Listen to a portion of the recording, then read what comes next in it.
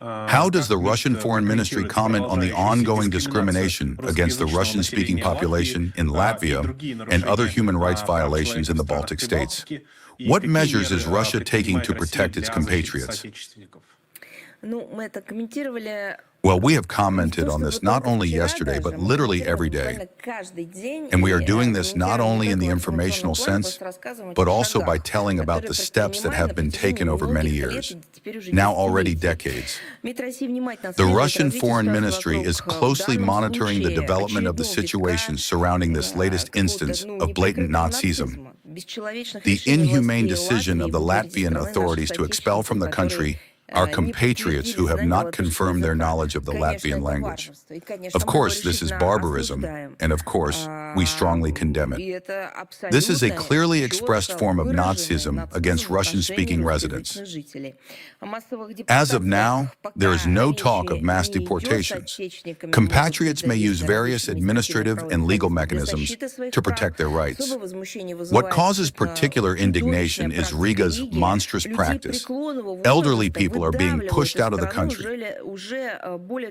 More than 3,000 people have already been forced to leave this country. They are carrying out what are called targeted reinstatements. Well, can you imagine? The terminology of the 21st century, the first quarter of this century has just ended, so to speak, includes the phrase targeted reinstatements. The 75-year-old poet Lyudmila Mezhinch, the 82-year-old military pensioner Boris Katkov, among others. Can you imagine what this is? What is this even about? Are these some kind of neo-ghettos or what? How can something like this even be possible among countries that don't call themselves? Honestly, it's not even interesting to say what they don't call themselves anymore. But at the very least, they move in circles where the word civilization is uttered quite frequently.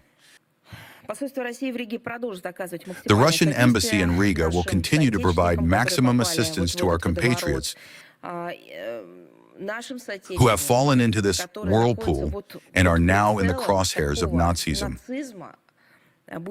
They are welcome in all corners of our motherland.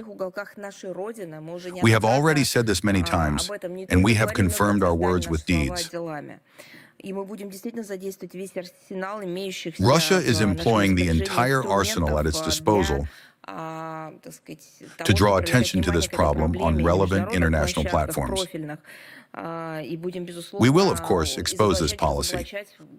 Although, I repeat, it cannot even be called a policy, it is Nazism by Latvian xenophobes. We have repeatedly pointed out the mass violations of human rights in the Baltic states and, first and foremost, the persecution of our compatriots there. We regularly include detailed information about such crimes by the Latvian authorities, as well as about their efforts to destroy monuments and memorials honoring the soldiers of the Soviet Army who liberated the country from Nazism during the Great Patriotic War, in the annual report of the Ministry on the violation of the rights of Russian citizens and compatriots abroad. All these violations are also reflected in the joint report of the foreign ministries of Russia and Belarus on the situation with human rights in certain countries. The second report was published in June of this year, as well as in the annual reports of the Russian Foreign Ministry on the situation with the glorification of Nazism. All of this is also reflected there. These documents also include recommendations from universal and regional international human rights mechanisms addressed to the focus countries, including Latvia. There is another direction of our work. It was mentioned at the briefing on October 30th, 2024, that we had submitted pretrial claims to Latvia through diplomatic channels in connection with the failure of that country's authorities to comply with the International Convention on the Elimination of All Forms of Racial Discrimination of 1965. This concerns the blatant and systemic discrimination against Russians and the glorification of Nazism. If this does not have an effect, the matter will be brought before the International Court of Justice of the United Nations. We will continue to bring objective information about the discrimination of Russian citizens and compatriots in the mentioned countries to the attention of the international community. We will also continue to work with the heads of international organizations on these issues, seeking from them an appropriate response.